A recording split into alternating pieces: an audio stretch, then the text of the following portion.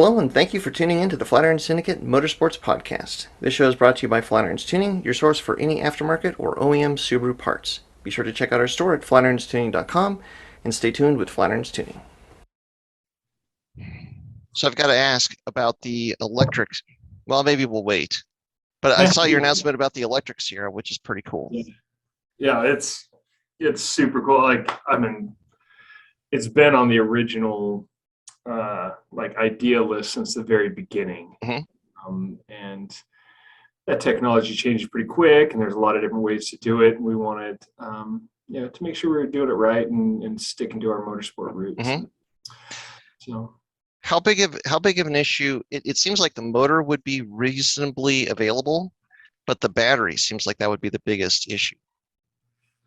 And the gear transfer system from Sadev is also quite a long lead time and an expensive piece. But, sure. But it's lightweight, it's strong, it's been proven on rally applications and stuff with this exact motor. So, okay. Batteries are also an issue. We're trying to build 10 electric cars for 2024. Wow. So the one prototype here and then 9 more like consumer cars. Is kind of the goal. So we've got the motor, the 1 gear transfer system, and hope to use that to like test everything and sell the spots. It's so close to an RX3. Oh, sure. We've tested all of the things that I'm concerned about, where the weight is going to stay very similar. It's going to stay in the same place. So it's just a matter of testing, our package per se. Sure.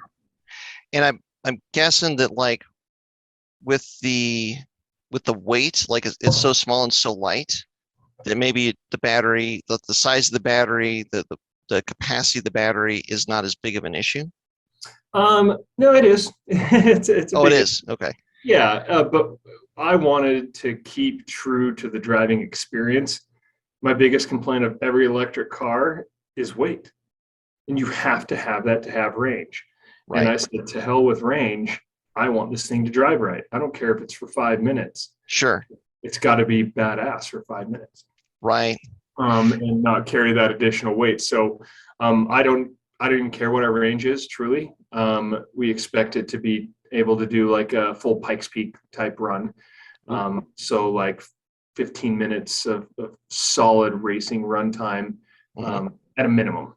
And in doing that, we're able to keep RX3 regular RX3 weight, what the car was built to do. It handles really nicely. So that was number one priority, was get something that is still fun to drive and is electric, but doesn't get bloated.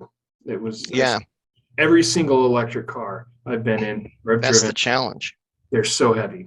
And it just numbs it. They all drive nice in their respective ways, but it just kills the whole experience. And with the base Sierra being manual brakes, sequential gearbox, handbrake, very, very analog. That's what makes it special. That's why we can take a 60 horsepower 700 RX. Yeah, and it feels like one of the most fun things nobody makes 60 horsepower feel better than us. Like, right. It's just a really, really cool experience. For sure. And I think that that's the last thing I want to do is lose that, just to add some numbers on the range box. People coming to buy cars from us don't care about range. Right. That if we can do Pikes Peak, which is one of the longer race runs that we do, all the rally cross stuff, they're like 5-6 laps. So everything that this car is really good at, range doesn't matter. And we have swappable battery technology. So, right. That would probably be a lot easier with the tube chassis because you've got such easy access. Yeah. So we've got a 3 battery pack system being developed that we can slide them out, about 50 pounds a piece. Wow. 1 battery pack out, or slide all 3 out, slide 3 new ones in, and then you're good to go again. Nice.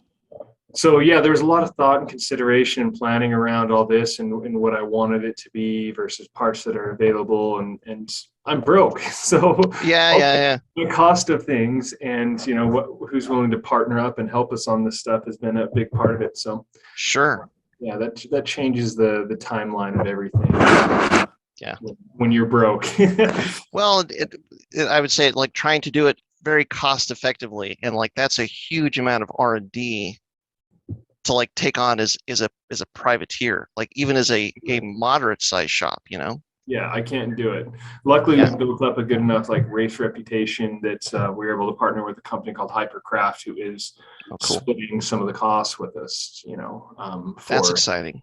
yeah, you know, and it's the future of their business and our business. We both have skin in the game, and yeah, so far they're proven to be a good, solid partner at this point, and Yeah. hopefully, yeah, we can both grow together. But yeah, there's definitely some risk and R&D costs and stuff. And Yeah. another reason I didn't want to deviate too much from what we've already developed and works really well is it works well, and we've spent a lot of money and time to make that part work good. So simply doing the powertrain swap and keeping 95% of what makes a Sierra special to drive was really important to me. Very cool. And like I mean, you mentioned Pikes Peak, where like if you've got enough battery, that's relatively short. I mean, you're talking 13 miles ish. Yeah. So like that's seemingly within reasonable striking distance for an electric car. Is there anything else that you're thinking, like as far as a series or anything that might be an option? Well, I think that if we have that kind of runtime, that qualifies for any short format race series. Okay. Whether Okay. it's short course off-road or rallycross type settings. Right. We will be attending like SCCA Rallycross at PPIR. Okay. Not sure that we'll have the electric car done by then, but we would love to go and take it out. So Pikes Peak is one of the longer runs. Okay. Especially without having to touch the car. When I go do Colorado Hill Climb, I bet you can do 5 runs on one set of batteries. But me, I'm gonna swap in fresh batteries throughout the day, like I would with fresh tires.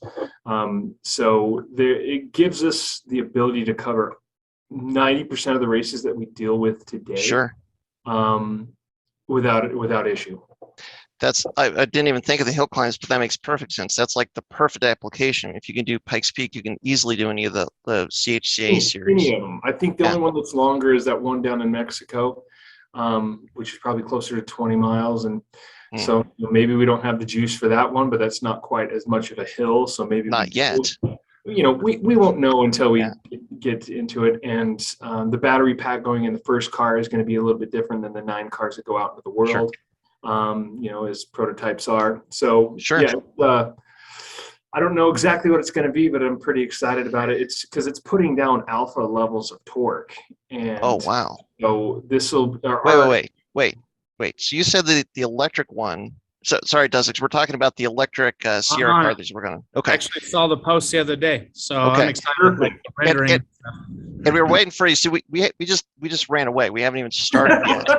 But I don't know when this officially starts, but I'm ready. I'll tell you when. But I got it. So you're saying that the electric one is making as much as the Alpha series, which is the turbo Hayabusa engine, and weighs less. Yes. With the battery, it weighs less. That's sick. Well, that was, as I was telling him earlier, that was the number one thing, is I didn't want this thing to get heavy like every other electric car in existence. It might only go 15 minutes. It might only be able to do one Pikes Peak run with a full charge, but I don't care. I need it to be lightweight and drive right. Yeah. And that's crazy. all the races are shorter than Pikes Peak that we go and do, and have the ability to swap batteries out. I think the fact that it'll have alpha level of power, like for example, the ARX3 now does 120 miles an hour. 125 on a good day, right? The right combo. And we expect the new Sierra Echo, the electric model, to do 150 miles an hour because it's got the torque to pull, at the higher speed. Right. The naturally aspirated boost, it doesn't have that. Of course, the Alpha can go 150. Yeah. But so I expect that this car that's lighter than the Alpha but has the same power potential for 15 minutes should be close to as fast as an Alpha at Pikes Peak. Not quite as fast, just because it's not making it. I just don't think it'll be as fast. Right. I hope I'm wrong, and I hope I wipe my Pikes Peak record away with the electric model. Well, but here's the thing. faster. It's electric. It doesn't care how high it is. It doesn't care about elevation. Well, and dude, number one, it's reliable. The electric stuff, like I have plenty of dramas with electric, things I don't like about electric. Sure. But I'm not an idiot. I can see all the advantages and benefits. Right. And reliability with power is a beautiful thing, man. Like it is like, yeah. Instead of becoming a better mechanic, you become a better race car driver, and that's what it's about. And right. So I think the reliability side of things and just the less headaches with gas engines, and you take a motorcycle engine that's already kind of stressed, and now you put it in a car. Okay. Right. Now you turbo on it. Now you're driving a really steep hill. It's just like, oh, you're asking for trouble when you put that many levels of stress onto something. That's true. It was kind of the limit. Is it going to be like a high-low gearbox in that thing? Kind of like, nope. What's it? So just one speed, basically? I think the Porsche Taycan has that, the 2-speed. Formula E at one point had 2-speed. As a driver, I love the thought of a gearbox, a shift of some sort. But just with the application that we have, it's just not necessary. It's not going to net us anything really. In the big scheme of things, like it makes sense. I know how we can make it work, but what I see this eventually rolling into is a more of a consumer model EV, and then more of the race model EV, which we're building the race model first. We always build the race car first, and then bleed the technology back. Yeah. Man, so I think it will split into what's what is like at a simple driving school, for example, like you go to a rally school or something, they have some electric cars that actually makes it affordable for somebody to have one of these cars for a rental. It would be cheaper even, because like if you have easy access to the batteries, like you send them out, 15-minute session, come back, swap batteries, you're ready to go, send them out again. And like the overall wear and tear on the vehicle, like for a rally school, you'd figure it would be significantly less than in like a production-based car that's turned into a rally car that's also using a gasoline engine. 100%. Like I do the cost analysis on the Sierra driving experience constantly. It's 50% of our business is that. And I anticipate that the electric car will cost half as much as our 700cc car. Wow. And that is phenomenal because it has higher performance potential than the RX-3. Yeah.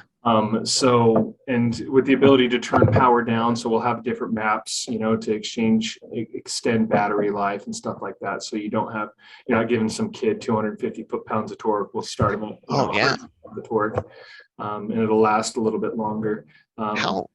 How are you controlling it, or is literally the control just the throttle? Is the throttle just the direct like control of power to the motor, or is there an ECU in between the throttle and the motor? There's like a vehicle control module. There's battery management that takes place. So there's a number of different things, but essentially what we can expect on the production car is 2 different maps: a high speed, low speed map. Maybe we'll tell you where the switch is. Maybe we won't. But just to give people the ability, with the way the batteries discharge and take charge and everything like that, it's very critical that all of these systems are communicating with each other. So it's not real easy. I guess it would be similar to tuning an ECU for a car with the right combination of parts. Sure. And then trying to achieve, let's call it flex fuel levels of compatibility. And so I run this high power, and these are the criteria that needs to be met by, state of charge on the battery, the motor output, cooling requirements. And so we'll essentially write 2 different maps for these cars. So you've got a high and low power setting, and, the battery life will just be what it is. I don't know what it will actually improve. Right. But, and again, like if it's easy to replace them, it kind of doesn't matter nearly as much. Totally. Yeah. And I anticipate, because you go to a track day, it's like you spend 10 hours at the track and you're getting 5 20-minute sessions. Yeah. You're not actually driving hard for 20 minutes. You're warming up, you're out there, you're cruising on. So they end up being like 15-minute sessions. So you don't realize you got scammed until you're driving home. You're like, oh man, I just spent 10 hours at the track and I spent like a total of an hour and a half actually driving. Well, no, you get used to it. You're like, you drive home, you're like, I spent an hour and a half actually driving all day today. You get excited about it. Yeah, yeah. All those guys used to autocross. They're like, man, I used to do 12 hours a day just to get 2 minutes of driving. This is quite the upgrade. Yeah, that's right. Yeah, it's all perspective, right? It's Yeah. what you think. So I think our battery use time will be pretty good in real world, just because asking people, when I have clients, I used to do 20-minute sessions in Sierras, and they can't hack it most of the time to go for 20 minutes straight. That's So, a lot. I brought these run times down. So, I should, with the typical program that I run in, like, let's say a group of 4 people, it'll last about 4 hours, and people will drive twice during those 4 hours, and they drive roughly 15 minutes each time. And so I would anticipate I could get away with just a single battery swap on one of these cars to run a group of people through it. So, Oh man, that's going to be yeah, awesome. it should keep the costs down without ruining like the drive experience. Because I tell you, if I get this electric motor in and the thing sucks, we're just not going to do it. Like, Right. simple as that. If it's not good to drive, then we won't produce it. It won't be Right. something that we need to pursue. But I've driven enough electric stuff at this point that's, I think it'll be pretty rad and do what we want it to do. And the idea that it will cost less than our base model 700 RX, but overperform what our RX3 does, Yeah. and do that at half the cost of the 700 price is just, really exciting to me, because I'm able to lower my price to get more people involved in the cars. And then driving schools and driving centers and drive experience type places will want to buy the cars because it's a proper business model at that point. The margins are so slim when I do Sierra experiences now. Like, if somebody goes out and wipes out an engine, it's like, damn, I just lost money for 2 or 3 of these full day experiences because of a bad shift. Yeah. And so if we can eliminate that failure, then the economics of running a driving school with one of these cars gets so much better. For sure. Human error, oil level, just RPM, rev limiter, you remove all those factors from wiping out engines, and it suddenly becomes a lucrative business. Even more viable. I think PPR needs a couple of these, Cole. Well, Yeah, and that's, buddy, call the person in charge, man. Who's writing checks over there? Let's get I know. well, Let's see if Jeanette can sneak it in the motorsport budget. there you go.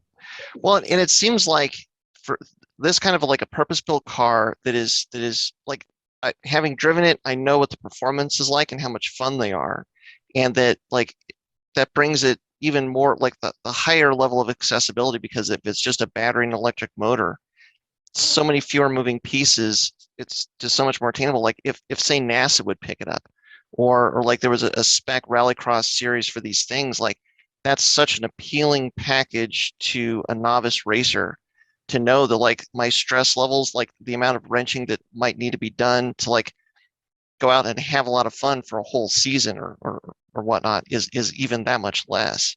Makes it so much more exciting. Yeah, and like you said, you nailed it with moving parts. I think like the Tesla is like 7 or 9 moving parts in their powertrain. Right. What? Yeah. You look at the Boost and it's like, here's 1,300 moving parts. They get real hot and real cold, and they rub on each other, and you're lucky if they don't screw up and ruin your day. Yep. And it's awful, man. It's a lot of stress to deal with all that. Like, it's cool they make neat noises and everything, but we don't.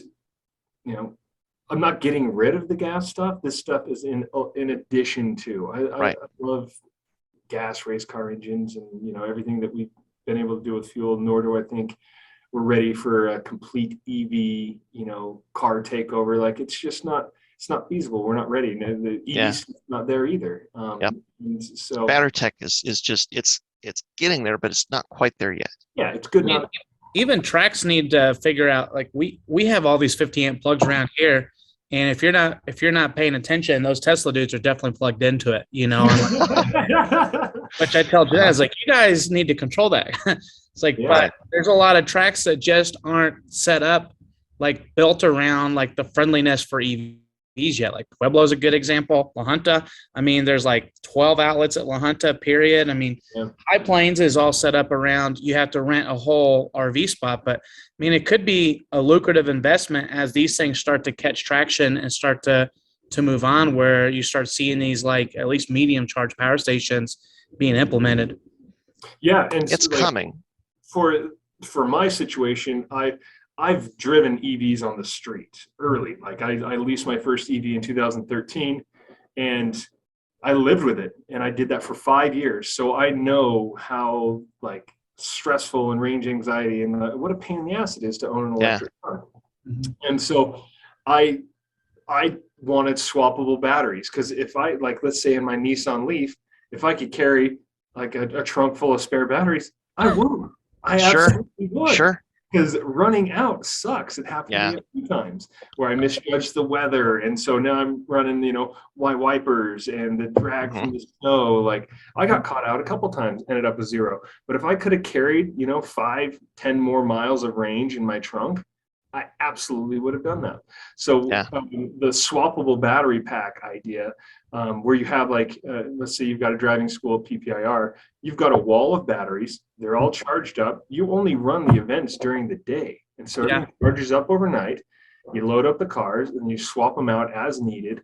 And it's a non-issue at that point, because you've got your base camp. You come in, they get low, just swap them out, and they can charge overnight. You don't need to charge at peak hours, which again keeps the cost down. You've got an inventory of batteries there that are swappable amongst all the cars.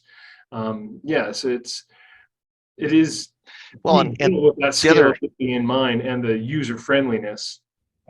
The other really cool thing, Cole, because the batteries are modular, battery technology improves, you just get a new battery. You don't have to replace the car. You just get the new solid state battery or whatever is the new hotness that gives you more range or whatever, and you just plug that new battery in. Yep, that's the technology we see changing the fastest, and so that's why it's swappable. It's just getting the new one in there, and the components that we have are kind of the latest and greatest stuff that exist in the performance world. For the motor itself and the gear transfer system. They've been tested on World Rallycross cars, like on the EV side of things, and they've been hammering on them for 5 years now. So I feel like we're at the very pinnacle of technology for this stuff, especially because it's overbuilt. That stuff's made for like a 200-pound car, and we're clocking in at probably around 1,100 pounds. So it should be pretty well overbuilt for our application. Again, keeping the reliability really, really high and cost of owning the car. For sure, man. But what I'm picturing here is, I remember when I was a kid and I had RC cars, and there was like a dirt track that was indoors that I would go to, and I'd bring my little car, and I had a couple batteries, and you're out there, you're driving your car, you got the battery on the quick charger back in the little pit area. You drive for like 15 minutes, then you pick your car up, you go back, you swap the batteries, you put that one on the charger, you go back and you drive for another 15 minutes. That's what you're describing, is that RC car experience, but like much larger with you behind the wheel. Yeah, that's it. And in the future, I want to integrate stuff like self-driving technology for accident avoidance, safety, being able to run in more diverse courses. I want people to feel what it is like to jump a car. I know what that feels like. It's awesome. Oh, wow. And it's Clear that big gap at Utah. What's that? Clear that giant gap at Utah. Yeah, buddy. Oh, man. Just waiting for my invite. But I want to incorporate that into the drive experience. And if we have, the technology that says, okay, this car is heading the right speed and the right trajectory, and it's not going to hit the lip sideways and want to flip over, cool, power ahead, let this guy hit the jump. And so it's just cool technology to bring it to more people. I realize every day how very fortunate I am to have had this career path and had these drive opportunities. And it's very unique, and I don't take that for granted. So I'm kind of on a mission to get people to feel what I feel as a driver behind the wheel, because it is so surreal. It's really indescribable. So being able to physically put people in these cars myself, give them that experience. It's right there. To get up to speed on how to not screw up, on how to hit it. So if I make it easier for them to feel all the cool race car stuff, but they don't have to sell their soul to motorsport for 20 years to get it. Right. It's a win-win. So my goal is to take somebody who has $75, put them in a car, and give them an experience they'll remember for the rest of their lives. Right now that price point is up around $500. During Grid Life, I did $75 Sierra Experience things. everybody did about 3 laps at that price. It was a comfortable price for people, they could afford it, and and then have some money to drive a Sierra the next day. It was a really cool experience to see, like, oh, this price point is accessible to so many people. Yeah. And so that's kind of been my goal, is get that price point down to make it accessible to more people. Well, the hope is that that's just the start. Like it gets people into that experience, and then all of a sudden they decide, yeah, I'm going to sell my soul to motorsports for the next 20 years. Yeah, that's the right I'll decision. ruin some people, I'm sure of it. Yeah. It's so funny. That's what keeps the sport going. It's so funny to think of EVs being like, I don't know, we kind of lament about like how yawn-inducing it can be sometimes and like the thrill. But when you talk about it in something like the Sierra car, all I can think about is like John was saying, like RC cars. Like this is like, it could be like sick, like a 1-to-1 scale RC car, and you're out there ripping that thing, getting all the smells. Yeah. With all that suspension and just like the capability of the car, the handling is so good. Yeah. Like, man. Yeah, that would be an absolute blast. Yeah. It has to happen. I'm really banking on it, man. I think it's going to happen. It like you're saying, if the motor is not what you want it to be, wait 6 months. I mean, the development is moving so fast in this arena now. It is. I think we should be pretty close on the first go, because this is, like I said, this is not just something that just happened. This has been in the works for 4 years. Wow. So I've, told my inner circle of friends about it, and people involved with the project and the program. But this is the first time we've really gone public about it. Okay. So because we're really close, we have the motor here, we have the gearbox here, the battery packs are 2 weeks away from being here. They're just getting the enclosures built up. So this is something that's, like I said, I'd love to have it at Rallycross in September. I'd love I'd love to have it out for that. And if we can get it to like a CHCA event this year also to do some testing on it, like to do that as well. But the idea is at the end of 2023, last quarter, we're delivering those 9 production cars. The chassis are here. They've got the motors are already available. I need to order the gear transfer systems out of France. So it's all feasible. It can all happen in that time frame. And it's fun. It was so good to, like, we haven't posted the pictures yet, but to mate the motor up to the gearbox was just like, oh, it's really happening. It's really, really happening. That's so cool. It was a good moment. Man. Well, I tell you what, this stuff is all too good. So all that, I'm going to put that in there. I'm going to tell everybody now that you're listening to the Flatirons Syndicate Motorsports Podcast. We got Dussex here with us, and we have Cole Powelson from Lyfe Motorsports. And at this point, you've probably heard all about this cool electric Sierra car. But Cole, we're going to go forward, because we've got to talk about Pikes Peak, because you're doing some crazy stuff for Pikes Peak this year. But I want to go back, staying with the Sierra car for a minute, to Mount Washington. Yeah. Because like right after we spoke last time, then you went out there and ran Mount Washington and set a 2-wheel drive record. Is that right? Yeah, 2-wheel drive record, the second fastest person ever to run there behind Pastrana himself. So, and you put the video up, and if anybody hasn't watched it, you've got to go out there and watch it. And I got to ask you, like, first and foremost, what was that like? That road looks insane. Very terrifying. Terrifying, I think, is a good word. Yeah, no, it's super spooky, man. It's really the toughest stretch of road I've ever done battle with. And we jokingly, after the first set of race runs, it's unlike Pikes Peak, you get 2 runs here. Okay. And so we all did our first set of race runs, and we all like pushed hard. We all tried hard. And so we're joking around with Pastrana and Chris Duplessis at the top, and we're like, yeah, I don't think we need to do that again. Like, no. Like, everybody good? And of course, we're all racers, so we all went back and tried again.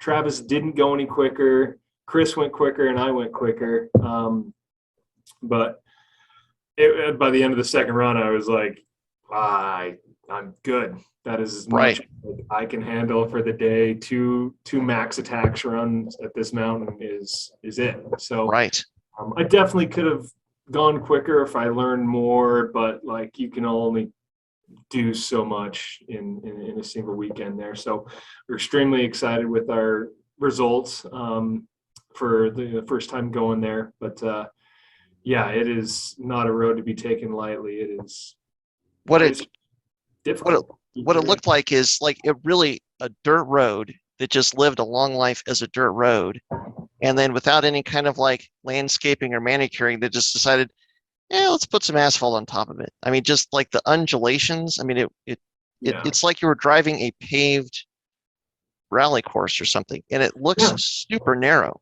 Beyond narrow, like yeah, so narrow. It's so the things that caught me off guard that I didn't expect to be as bad until I got there was the undulations in the road. Like people talk about the intersection of Pikes Peak.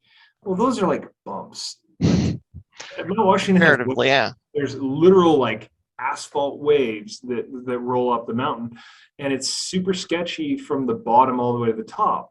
And there's tree coverage, so there's a lot of shadows that change during the day. Oh wow! And the fact that it's so narrow with no shoulder, I've never thought that Pikes Peak had a big shoulder, and now very grateful for that. Wow. But yeah, rocks sticking out of the road, super narrow sections, like big waves of asphalt, very rocky terrain. Yeah, it is the most difficult road. Like if you think of like an Irish tarmac rally stage, sure, that's probably the closest thing. Or Isle of Man, maybe, like where you've got the road and then there's like big rocks on either side. Like not only is there no runoff, but like you will be immediately penalized if you go a touch too wide. Well, Judson grabbed a photo from when we were there on race day runs. I was cutting this corner, and the rocks are like in the road, and so you go to the shoulder, and they literally painted a white line over a rock. Because it's like, oh my God, here's the edge, but the asphalt kind of just poured over the rock itself, and then just paint over everything.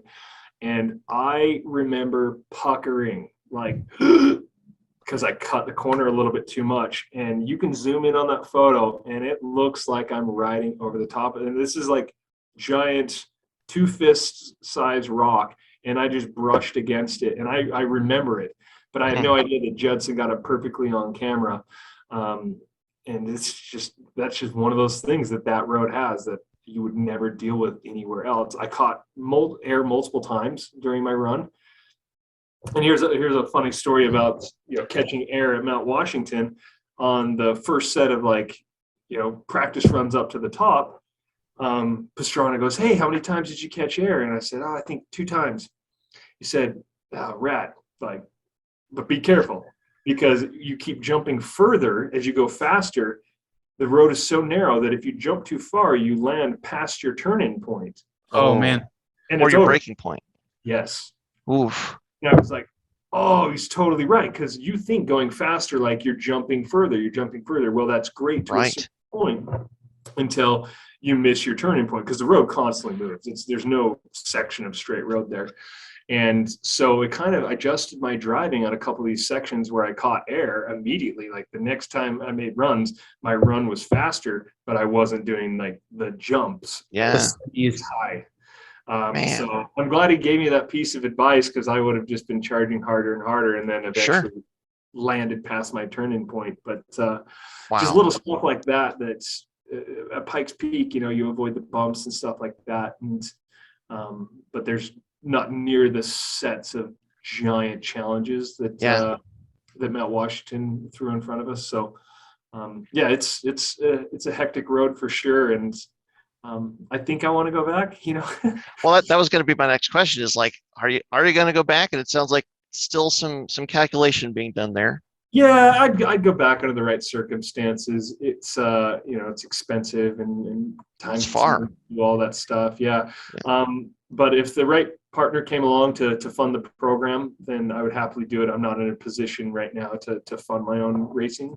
If somebody came on board, like Yokohama or somebody like that's already involved with the program. Yeah, if they flip the bill and I get to play race car driver, I'll be there. But having to worry about the funding and running the team and doing the driving is really just difficult to do. That's all a lot. those things. Yeah, Yeah. I've gotten it done there, so at a certain level, so I'm happy with that. Well, and set a record, and I mean, like, huge result. Yeah, it was just one of those weekends where we could do no wrong. It just went quicker and quicker, and had no drama. The car didn't break. Like, it was just a picture perfect weekend. So part of me is like, why would you ever go back? Like, Yeah. and the answer is because I'm a racer, and I know Well, there's 7 more seconds there or whatever. right. So I know I can best it. There's definitely improvements on the car that we made. I know a lot more about suspension setup. I would totally change our suspension setup going back there. So as a racer, yeah, I want to go back and better it, but I don't have this yearning desire to conquer the mountain. Same with Pikes Peak. I've kind of like settled my beef with those mountains, and now we're homies, and it's just a place that I want to continue to be involved in, but under the right circumstances. I'm not going to run myself ragged trying to do everything, but I certainly wouldn't pass up the opportunity to work with the right partner to go back and run again. You got to pick your battles to a certain extent. And as you had a phenomenal result in the Sierra Car Alpha at Pikes Peak also. But like almost the proof of concept of the car was Mount Washington. I mean, seeing the kind of bumps that the suspension was absorbing, that you had, I think you had the best package on that race day, even compared to the car that Pastrana was driving, which is the Air Slayer, the Vermont sports car built, but it's a big car. Yeah. I mean, if you hand me the keys to both of them and said you got to rip up Mount Washington as fast as you can, I would have definitely taken the Sierra versus that car, because I want something that's small. It's got tons of travel. I could see where all the wheels are. So like, I'm not going to hit anything like on the edges blind. I mean, yeah, I think it's a really good fit. The car was born as a rallycross car that we, had a naturally aspirated engine in and made it do this thing at Pikes Peak. But because it was already set up for that, and it's got all the rally car stuff. It does, it handles like a rally car. It's got a handbrake that I didn't use it on race day or anything like that, but good suspension travel, good bump steer characteristics through its full range of motion.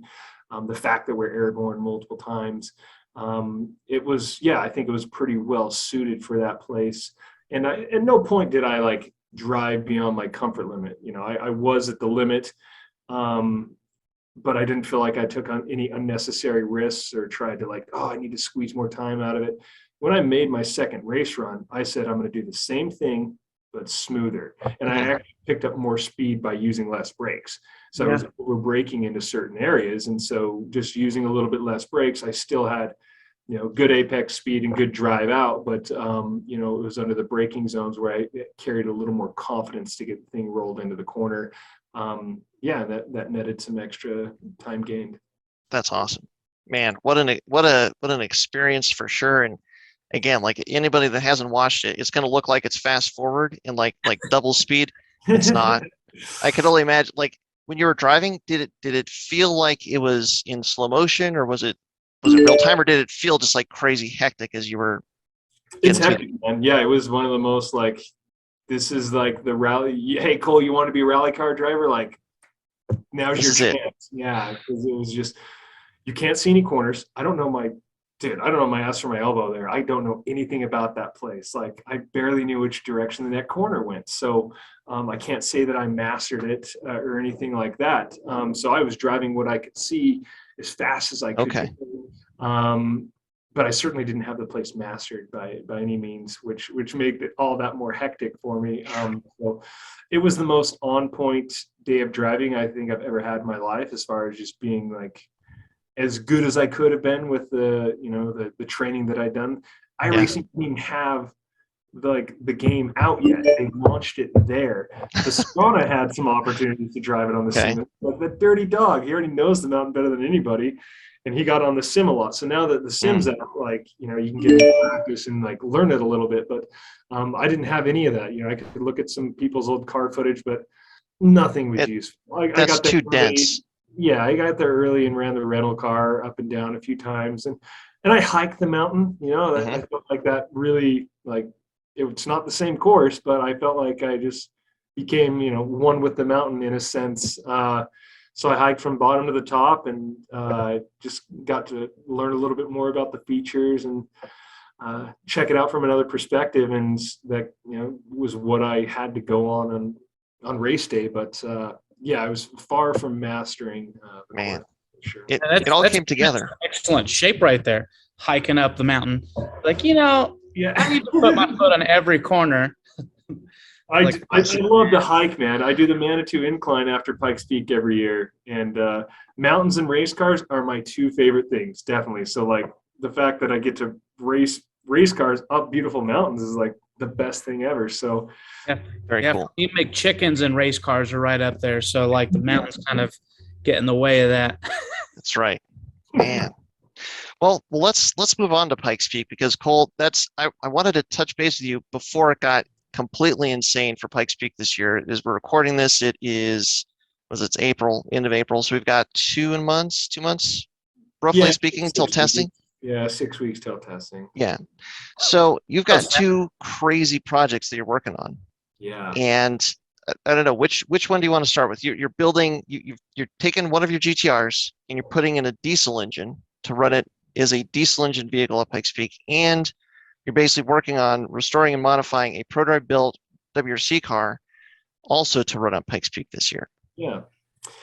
Yeah, it's they're both exciting mega projects. I got into cars because of Subarus, and Subaru rep cars specifically. And so the fact that we have a Prodrive like WRC shell in the shop is just undescribable. I can't even get over that. It's that piece of history is here, and but it doesn't meet Pikes Peak tech requirements, and it was just a shell. It was really just a pretty shell.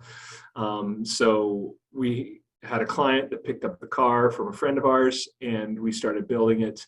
And it's really our modern take on how Prodrive would build the car today, with the latest and greatest in EJ engine technology and Sadev transmission and drivetrain components from their factory Subaru program that they've been working on for years. So it's just our take on how would Prodrive build this car today with access that we have, with everything that we have access to today, all the good parts.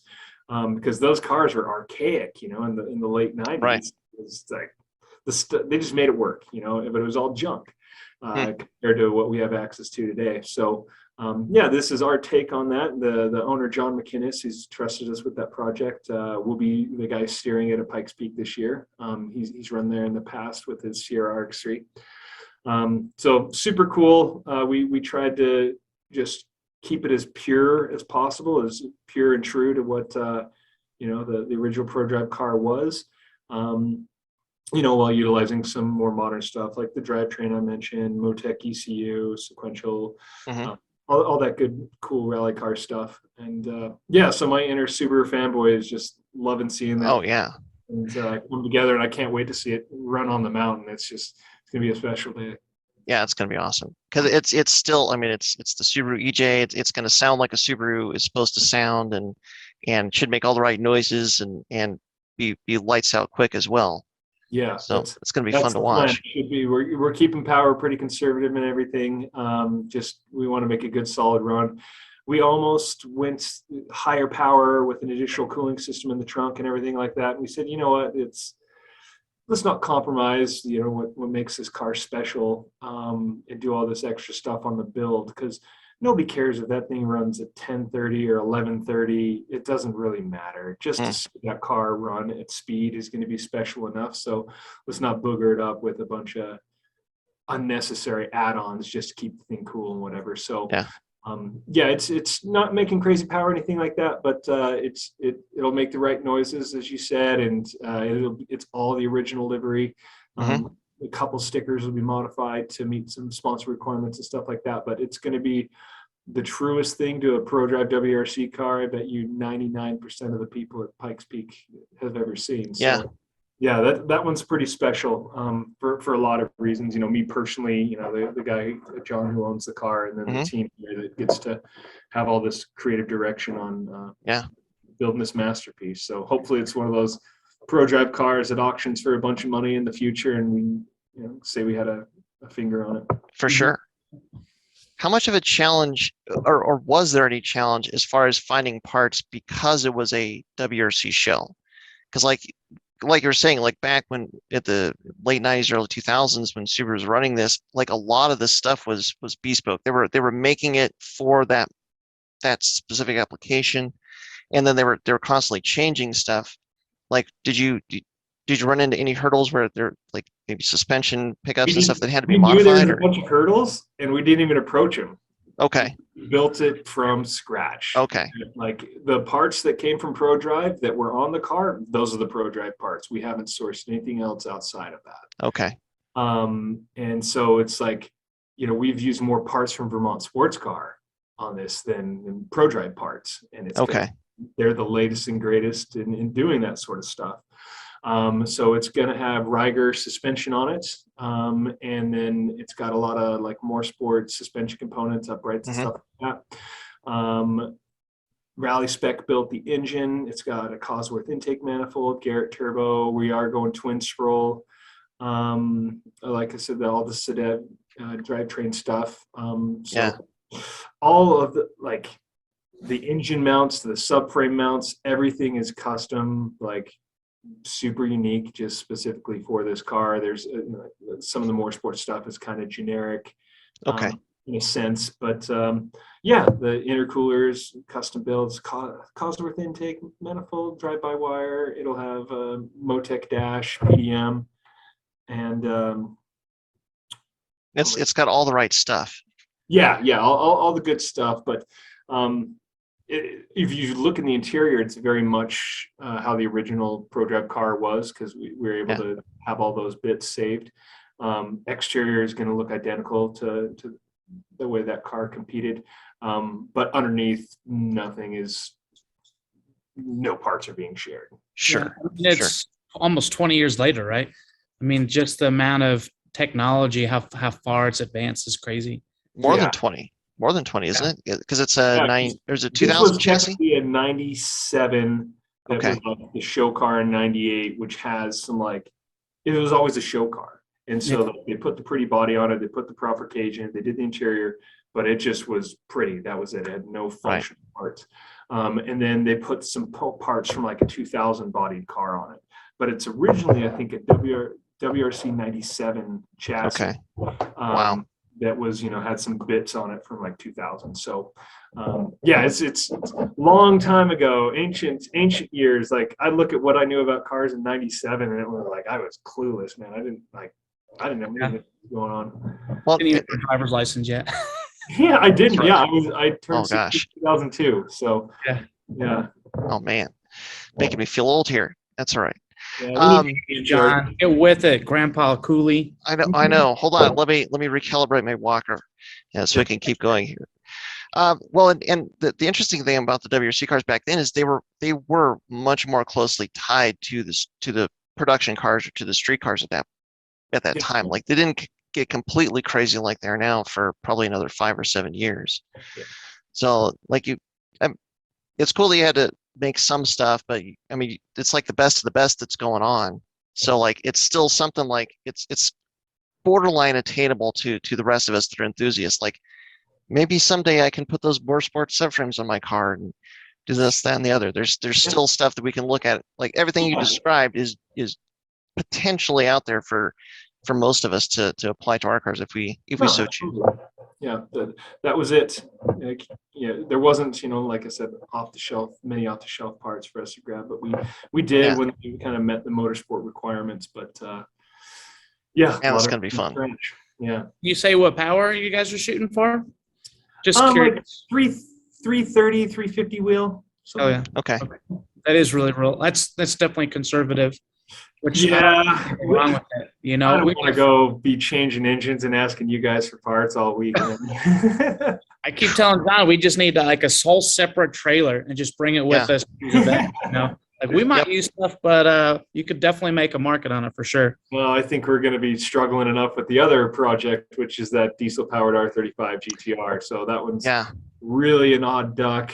Lots of unique parts and pieces on that, and an odd combination of things, and it's a diesel at Pikes Peak, which is just an awful challenge in itself. Start with no air and then Right. try to make a diesel work. So that project's clipping along pretty good. Yeah. It just keeps getting heavier and heavier. And one of the major issues we had was a roll cage that we had raced for years. Each Pikes Peak standards for over a 4,000 pound car. So we had to completely cut the cage out of it and start from scratch. And Man.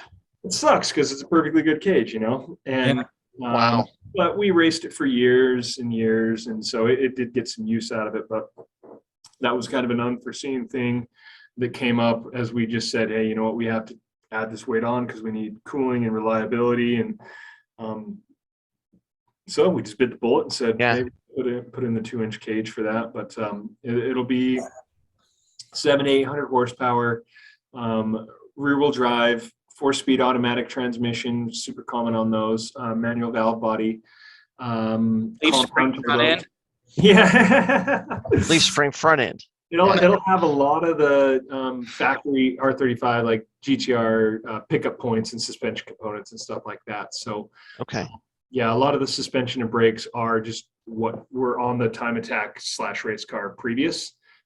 So that should be pretty adequate for, the car of that weight and that power level. So shouldn't need too much tuning on stuff there. And it's from the aero perspective, we're already familiar with, what the car likes spring rate wise and how much downforce are we expecting to make and how much does the suspension compress at Pikes Peak. So we have some clue, so that should speed that thing up. But, running a dry sump 6-liter Ford Power Stroke compound turbo through a 4-speed auto is just like, huh? I don't. Yeah. Those are none of those That's things. crazy.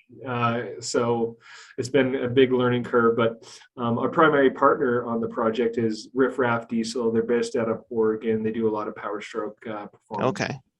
And so I wouldn't even have tried to touch this project if it wasn't for those guys. So yeah, it's they've taken the edge off, and different vendors and people that they've worked with over the years have shed a lot of light and given us the confidence that we need to go and make a run on a race day. But so is that like, because a diesel power plant, is that something that you have even contemplated tuning and playing with before, or was it kind of their idea? And did they approach you with the idea of like, hey, we can build the engine, we know diesel, so we can help you with whatever you need to get out of the engine. You just have to find a way to put it in a car. Do you ever see people having fun and you just want to go hang out with those people? Yeah. Time or two. People like that, right? But that's So I'm just trying to hang out with cool people. Yeah. And so I saw Scott, Chuckle's Garage, doing the diesel record thing. Yeah. Yeah, in Old Smoky, in his Cummins powered truck. And I didn't want anything to do with it. He was having a good time. And we were just finishing another Ford 6-liter Power Stroke project. Okay. And we got to drive it. And so at the end of the project, or these projects never really end, but as it became drivable, I took the thing out. And what it is we took a truck drag race engine out of like a competition diesel drag truck. Then we put it in a more modern chassis built by No Limit. And so it's relatively lightweight. And then we put the body from an original 55 Ford F100 on this. And so that combination is cool and unique. And I got to drive it, and it was wicked fast, and it handled good. I was like, oh my gosh, there's actually some potential. You could make this thing work. So it was the first aha moment. We had the chassis, the Frank the Tank, the R35 chassis. Its last race was Pikes Peak 2015. Okay. Took all the good bits off that. We were already building another R35 chassis in the background to take to World Time Attack. And so we retired Frank in 2015, and I had this chassis kicking around. And I talked to Clay, who owns Riff Raff, and who we did the first project with. And I said, Clay, I got a crazy idea. Like, these guys are having fun doing diesel stuff. It's still an attainable record. I really believe in the Ford 6.0 as being like a potent power plant that we could do something with. And this R35 chassis is already a heavy pig. It's used to carrying around a lot of weight. I can't think of a better car chassis to put this engine in. And so, yeah, the wheels started turning, and we looked at 6-speed sequentials, and we looked at possibly using all-wheel drive and lots of combinations to make this deal work. But he was into it, and so we just did a deal. And I said, "Hey, this is your race car now. We'll give you the chassis. Let's go have some fun with it. Let's go make a run at this mountain." So yeah, that's how it all kind of started, was just like the aha moment of, oh, this thing drives great. Like, we can make this power work. Right. And the low-hanging fruit with the diesel record, and the fact it looks like a lot of fun to go and battle with some of these guys for the diesel record. Looks like there's 4 diesel entries for sure. Oh, wow. Maybe Just this year. Yeah. You saw that bug last year, right? Those guys with like the 2 or 3 turbo bug with that DSG in it. That thing is just, I don't know how those guys couple that thing together, but it just seems crazier every time I see it. Well, now he's done a complete chassis swap. So he's done the same drivetrain and put in a radical. Oh. Like a radical body. And Scott has built a new like XLMP prototype car, very similar to like what the radical looks like. Okay.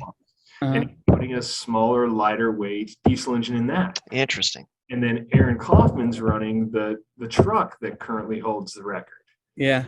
Okay. So anyway, the 4 of us, like three builds are brand new, and the other one is the truck that holds the record, which is like high 11s right now, right? 1124. Oh, okay. Mid 11s. Yeah, and so anyway, if those 2 prototype cars like come out swinging and they're just like dialed, then it'll be really tough for us to hang. But I think that we've got a good, solid car that should be pretty reliable, and we're not asking too much from the transmission or the rear end or the engine itself. Like it's all pretty conservative stuff that's like doable. So I think we got to bank on making good runs, good consistent runs, and just showing up on race day and seeing what we can make it to the top on. If those guys are on point with those new setups, it's going to be a really tough package to go and hang with. But it's Pikes Peak, man. Anything can happen. Anything can happen, and usually does. I think hopefully the weather holds up. I know the 1124 is definitely within striking distance, but how much quicker are these other guys going to go on their setups? Those guys with the Volkswagen last year, that in that Beetle, they were like on a mission, and I don't know how they ended up faring like in the scheme of things with the sections that they're able to compete last year. But I'm just seeing them out here, like when Clay would bring his BMW out, they would go out and chase him with the Volkswagen. And, Reese was out there. And this is at PPIR in those test days. When Reese was out there, they'd hop in that Volkswagen, they'd go and try and chase them down. Like just chasing everybody. Yeah, they weren't saying they were catching or gaining on them, but they were definitely looking at those cars like benchmarks, and which was pretty crazy because they're like basically sleeping in that van. I mean, and they would put like everything they had, blood, sweat, and tears into that Volkswagen. So it'd be really crazy to see what they end up coming up with if they're putting it in a radical chassis. Yeah, no, it was visibly quick last year, and they didn't get a proper run. So, yeah, I think that thing is going to be a weapon for sure. What can Scott come up with that new car? Like it's going to be a fun and exciting year. And I heard some rumors about some diesel competitors coming next year. Wow. Yeah, so it's kind of a second stab at the mountain with Frank the Tank. We'll see how this first year goes, but it's going to be exciting. It's super. I want to just circle back because you said that. So you had to build a new cage because of the weight, and so just for people at home to clarify, so that the size and thickness of the cage that's in there for safety, that this is dictated by how heavy the car is. Correct. So the heavier the car, the thicker the cage material needs to be because of the weight of the car should something occur. So you said that, if I heard right, that the car weighs about 4,000 pounds. And so you have to build a cage or to put a cage into it for 4,000 pounds now with the diesel engine. Is that right? Correct. Give or take. Yeah. So, and like I said, like that car, like stock, the GT-Rs are like 3,800, something in that ballpark. Yeah, they're probably closer to 4 by the time. Yeah. So dressed, ready to go. I've never thought of a diesel engine as being lightweight. I don't think everybody's ever very often said a lightweight diesel engine, especially not a 6-liter one. Yeah. So the fact that you guys are able to keep the weight close to what that car was stock with that diesel engine to me, that seems like an achievement. Yeah, in and of well, the itself. factory all-wheel drive system in the R35 is quite heavy, and so the fact that we're to two-wheel drive is where a lot of that weight savings comes. Okay. And the fact that we've got all carbon body panels on for the most part, that helps. But yeah, it's 2-inch, man. That is like a chunk right there. it's funny. Like, it looks okay in that chassis because it's such a dimensionally big car. You're like, ratio-wise, it looks okay, but it is pretty hefty fence post looking stuff in there. Yeah. Like, Well, hey, hopefully it never comes up and you won't need it. But if ever something should happen, good that it's there. Yeah, no, it is. I wrecked in 15 in that car, and up top, if I remember right. yeah, right before Cog cut, the big bumps in the braking zone. So that's where I learned a little bit about how to build a splitter. And There you go. that splitter was a bad example of how to do that. And so hit the ground, splitter came off, went underneath the tire, and I went into the hillside. And luckily, the car veered left and not right. I didn't really have a choice. It's just where it took me. And I remember thinking, man, I should have added an additional roof bar to this car as I'm like doing the spin of death, thinking I might go off the cliffside.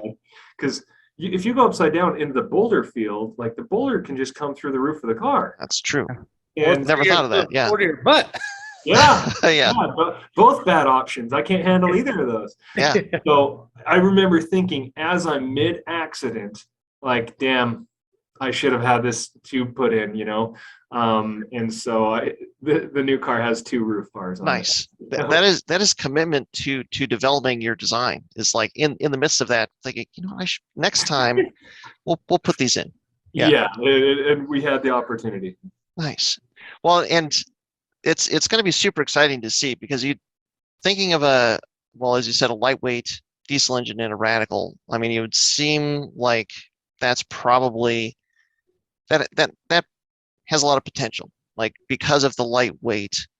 But totally, and it's a better transmission. There's paddle shift, so it stays on boost, and they've got more gears. Like it's a great way to do it for sure. But I mean, the GT-R is no slouch, and you basically kept it relatively lightweight, even with this crazy conversion. Yeah. So and that heavy weight that might actually play to your benefit, especially up top, where your suspension will probably make the car a bit more stable. Yeah, Pikes Peak is one of the only places that I can say like weight isn't as big of a deal, as other places, just because it can add some stability through sections and help with putting power down, especially on cold tires and stuff like that. And then you got these low speed switchbacks where aero is doing nothing for you. Yeah. So I think if it's managed right, it's not too bad. You look at how fast like Reese has gone in that Bentley, like these giant boats of cars, are still relevant. Really good times. It's because they can put the power down to the ground for whatever reason, and so you got the power to make up for it. So this will have 1,500 foot-pounds of torque. So twisting the tires is not going to be an issue. Traction will be an issue. We've got tons of weight over the rear axle with coolers and fuel cells and water tanks. So hopefully we're just able to put that power to use and make up for a little bit of the heavyweight side of things. Yeah. Well, around here we refer to weight as static downforce. Yeah. I was thinking about the donuts. We've talked about before. These donuts are towards our static downforce. That's right. I was just eating cheesecake when I got on. When you texted me, oh no, I got to get down there. I was wolfing cheesecake on my run down here. You're working on increasing the static downforce for the track this weekend. That's right. Yep. Yeah. Nice. Man. Well, I mean, I don't know if there's anything else I can even ask about the GT-R. I was going to ask originally, like, which was the bigger project, but I think you've answered that the GT-R is like way more involved than the Subaru at this point. Yeah, everything. The Subaru is closer to like bolt-in subframes, and you kind of know where everything is going to go. It's like the compound turbo system on this, like the second turbo is where like the radio is in a factory GT-R. It's like in the center. It's where the radio would be. Yeah. Wow. So That's where the radio would be is where the inlet is to the air filter for this. Wow. So it's just a lot to learn about compound systems and diesel engine like performance in general. And Sure. yeah, it's been really exciting, and I've learned a lot. Well, it looks like you guys, from looking at the pictures, it looks like you had to almost completely rebuild the firewall, and it looks like you pushed everything back in. And like if you're needing the space for the turbo, I mean that maybe was part of the motivation, but it seems like you've moved that engine way further inside the car than it originally had. Yeah, we cut a big section of the firewall out. So the front of the engine is about where the front of the V6 like Nissan engine is. Yeah. So yeah, we put it back. We actually had to bring it forward a little bit for some clearance on some other items. So I think we moved it 2 inches forward. Items. Yeah, items. Windshield. Yeah. But and then you have something like a giant 5-inch exhaust pipe. Like, Yeah. What that? Right. Yeah. So Straight it's through the hood. Yeah, No, it almost the roof. Yeah. Through the roof. Yeah. Almost. Almost. It is coming out the passenger side fender. It's actually getting mocked up right now. It's kind of cool. Okay. Do you, in pushing everything back that way, do you think you're going to have decent weight balance front to rear? Trying to, doing the best we can. You know, at a certain point, it's like it just has to be where it is. Stuff is first you make it work, and then you make it work better, because we could get caught up in the theory and the perfect, you know, like if we did that, we'd still be dreaming about an all-wheel drive system and sequential transmission. Like that just wasn't going to happen this year. Does it need it? Yeah, it would benefit. Okay. Sure, but it just wouldn't get done. Like, so we just got to get it done and go and do it and have the most reliable, proven parts on the car that we could do. But you know, we'd love to have all-wheel drive in the future. We'd love to have sequential transmission. So those are things that we're considering, but you know, that's like a V2 type of thing. But let's go find out the weak points, and hey, maybe it is way too nose heavy and we need to change something back, or you know, maybe we're having great, you know, keeping everything good balance. Cool. Yeah, good balance, keeping the power to put down to the ground, and so maybe we can reduce some of the weight over the rear wheels. So yeah, we'll make it work and then fine tune it from there and see what's a priority. But you know, you can't Google Power Stroke GT-R and find instructions. So no, well now you can, but all we see is what you've got so far. Nobody else has done it. Yeah, well, I'm happy to answer questions. Yeah, they have this. Awesome. Sometimes you never know too. It might work like really, really good. I mean, we make that joke with BMWs, like on paper, like the suspension design, like if you were to read like, oh, it's McPherson strut up front, like unequal control arms, like inboard rear springs, like this just sounds terrible, but it just works. You just never know. You might strike it, you know, strike gold the first time, black gold. Cross. Yeah. Well, I've done enough running in the R35s in rear wheel drive. And I'm like, oh, this is great. This is totally a car that you can use as a rear wheel drive platform. The all wheel drive is only for, I'd say the all-wheel drive starts to help you above like 700 wheel, 800 wheel. Then you can start to like lean on the fronts, but the rears put great traction down, being a rear transaxle car. So yeah, I have enough confidence in running that platform and that chassis in two-wheel drive that I think it will get us close enough to then, you know, choose a direction. So shouldn't be too far off. I've driven some awful cars over the years. I don't think this will be the worst one. Well, and the potential is there that like Pikes Peak, certainly, like if you come back next year, you're going to know more, and you might have an even better shot at having a good run next year than this year even. But like that weight, that power plant, I mean, I'm sure that there's other diesel records out there for tracks and whatnot that you now have a good shot at. That's what's so cool about it. Like one of the conversations it has, like, okay, well, what do we do after Pikes Peak? I'm like, Nürburgring, like, right? What's the diesel record at the Nürburgring, man? So we talked about World Time Attack. You know, we talked about a bunch of other, you know, going to Coda in February for Super Lap, and and just doing a bunch of these cool one-off events that you know, diesel's not regularly running. But it would fit in perfectly. Yeah, I mean, like oh, I'd love to see that car at Super Lap. Yeah.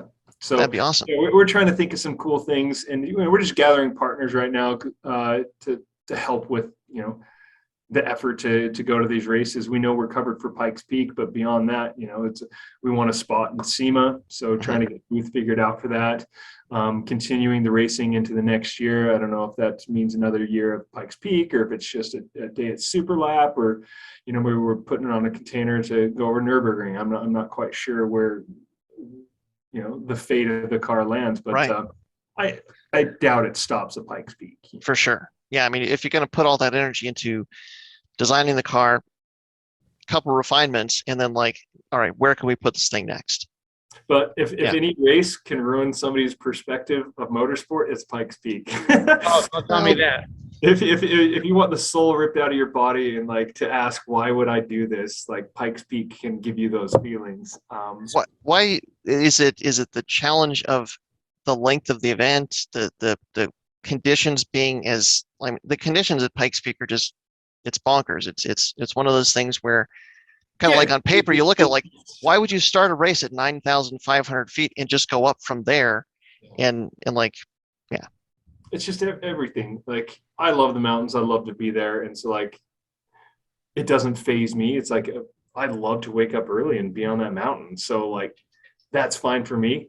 But the toll that it takes on other people, oh yeah, much greater than me, because I'm in the exact spot that I want to be. But the cost of keeping a team on payroll for 8+ days, to go into that, let alone the test days, the time and struggle, you never test at 9,000 plus feet. And so you go down the valley, oh, cool, things working just fine. Then you get up there what? Is this a totally new car? Yep. So the banging your head against the wall effect that Pikes Peak creates, it's wicked cold. And then you're down in the valley working on the car, and it's wicked hot. Right. The lack of sleep and the logistics of getting, your car and spare parts and everything up on the mountain every single day and back off. Yep. And the fact that you're always testing in the before the break of dawn in frigid temperatures, and then you're running midday when it's 85 degrees. Yeah. So you almost cannot get any data for actual race day until race day. Yeah. Yeah, and then hopefully I get to come back next year, and hopefully it's not snowing yet on my race day run. So when you go and put in all the efforts, and then you have to settle for a half course run or a 3/4 course run, dude, that is brutal. Yeah, I'm gonna cry. I've seen people just lose it in the pits after they come back down, basically at the bottom of the pits, after rain came in and only the top 20 competitors got a full run. Everybody else had to stop at Glen Cove, and then they bring everybody back down. Yeah. And you've just spent the whole week working to this, and there's no chance at a place or a record or anything. I mean, that can be really difficult. That is the slice that Pikes Peak can take out of you, where it's just this doesn't make sense. I worked my ass off for an entire year or 18 months or whatever it is to have some rain blow a hole in everything that I've done, and there's no hey, we'll try again tomorrow, or let's wait 20 minutes. Just next year. Oh man, that sucks, dude. Cool. what they always say is what the people from Pikes Peak always say is the mountain decides. Oh, yeah. And that's not just a catchy saying. That is you're racing the mountain, period. Yeah, 100%. It's I hate to hear it, but it's the truth. That's like the white whale, that it either gets you or it doesn't. You see so many people come in, they run for a year, and you never hear from them again. Yeah. And then there's people that all of a sudden it's here he is again. I don't know what. I think it was Peter Cunningham shows up his first year and ran a 9:20 or something. I'm damn it, you're supposed to struggle a little bit, just a little bit. And he hit all the practices, and the car went good, and he just drove on up and went super fast. I was man, I'm on year 5 just on the struggle bus. And it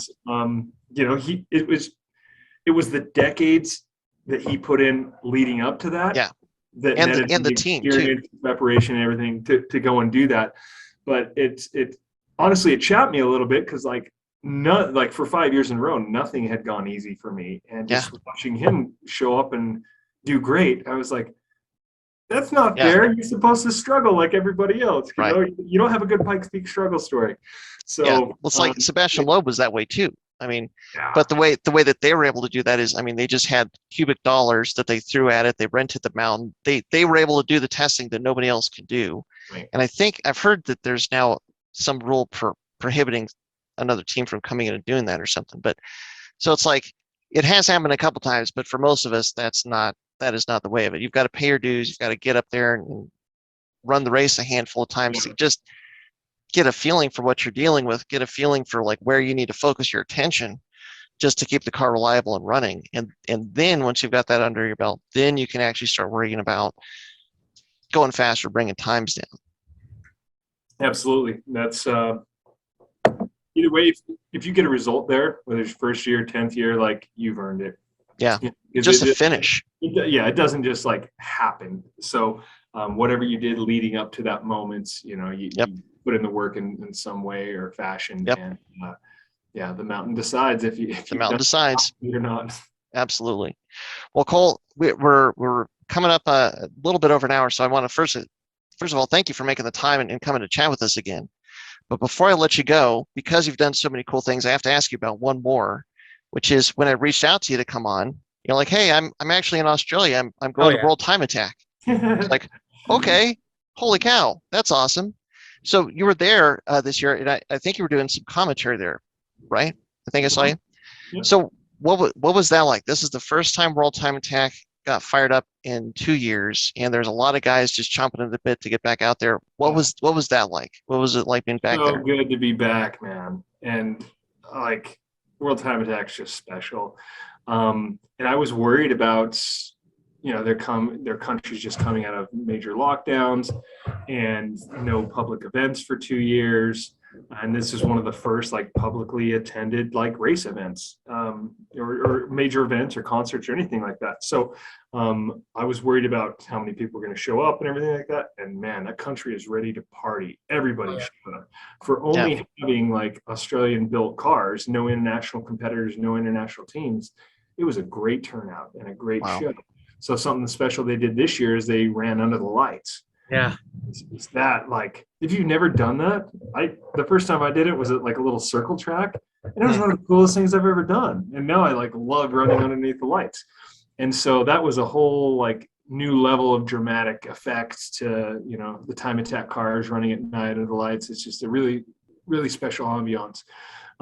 So I think as things get ramped up for next year and we get the international teams coming back, and I know there's some big pro builds in the works, some good development going on. So I think 2023 is going to be a mega year for World Time Attack. It exceeded my expectations for what they were able to pull off under their current conditions down there. So it was good to be back down there, and I got invited to go to Melbourne for the F1 race the following weekend, and oh man, had to do that.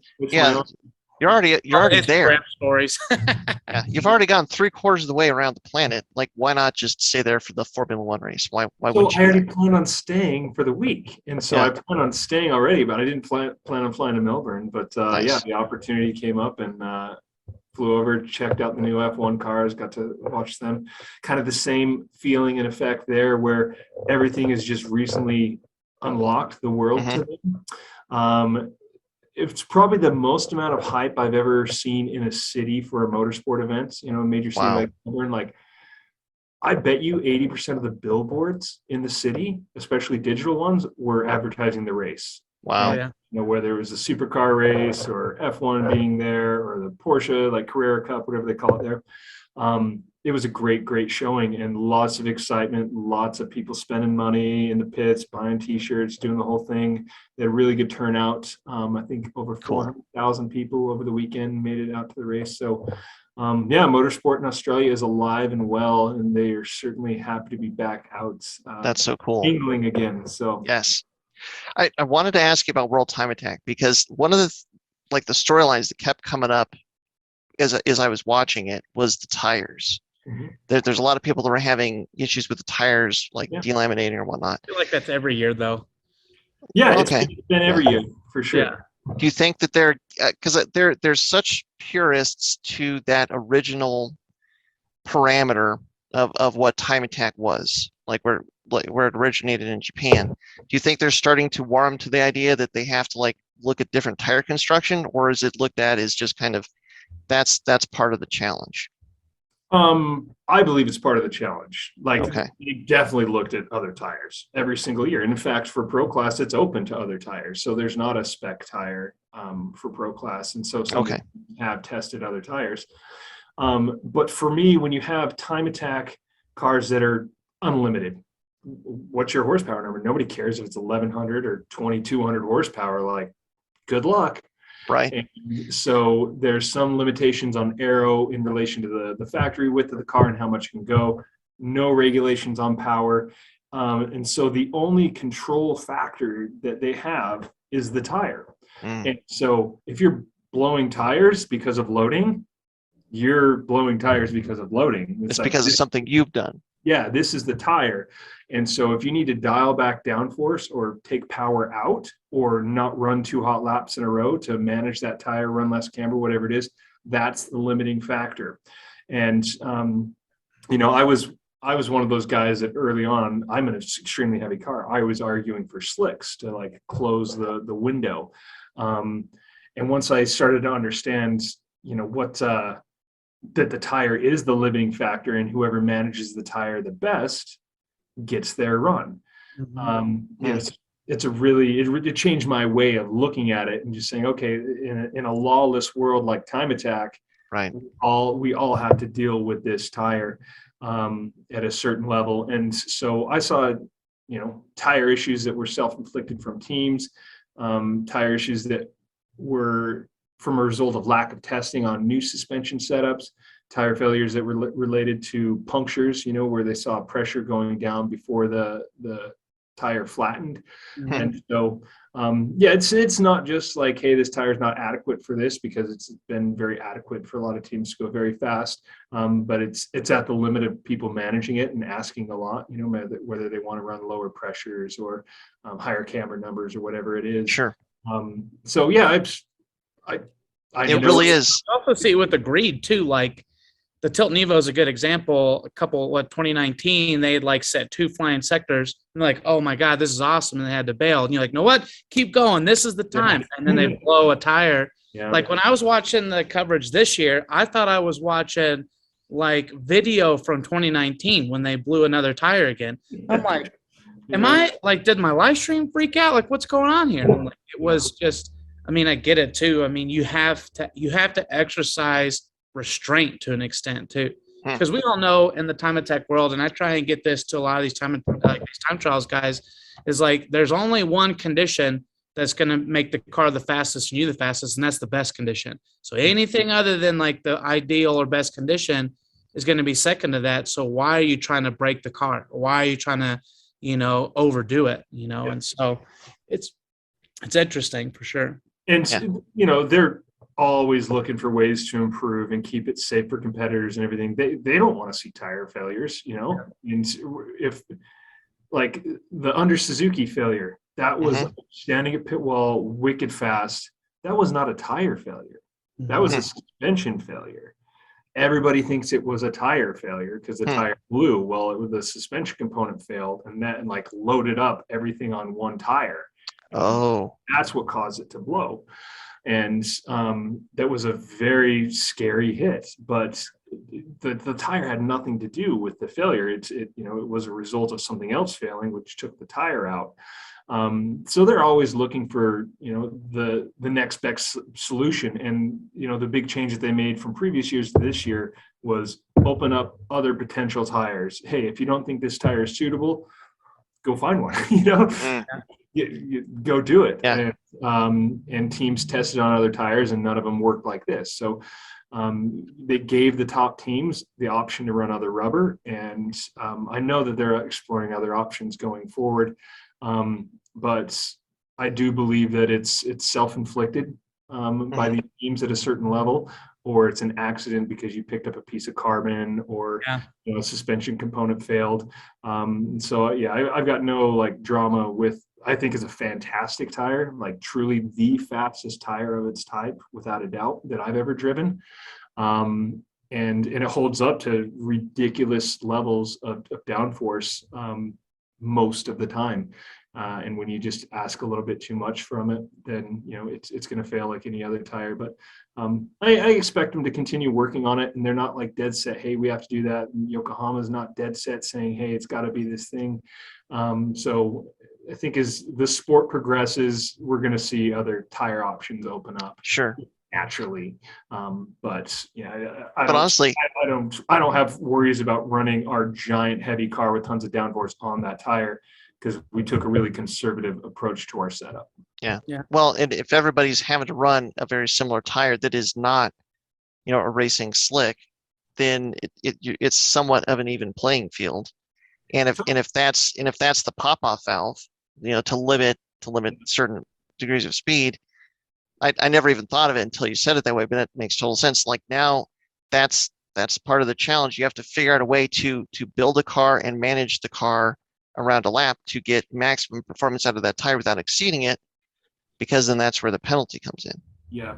And those top pro cars, like, they're developed, they're sorted, they're fast. Yeah. They have tire data. They can monitor for failures and then see, whether it's like loading on a corner. Pressures are coming down. Pressure and temperature. Like even some of those Club Sprint cars are running like infrared tire spreads to just watch the temperature of the car. And they can see that shit in the paddock from their computer. I didn't come in. That's bad. Yeah. No, it's pretty wild, the development on the cars down there. It's like, if those top 5 cars came from Australia to the States, they'd wipe the floor with any of us. There's no comparison to the level that they're at. They're that fast.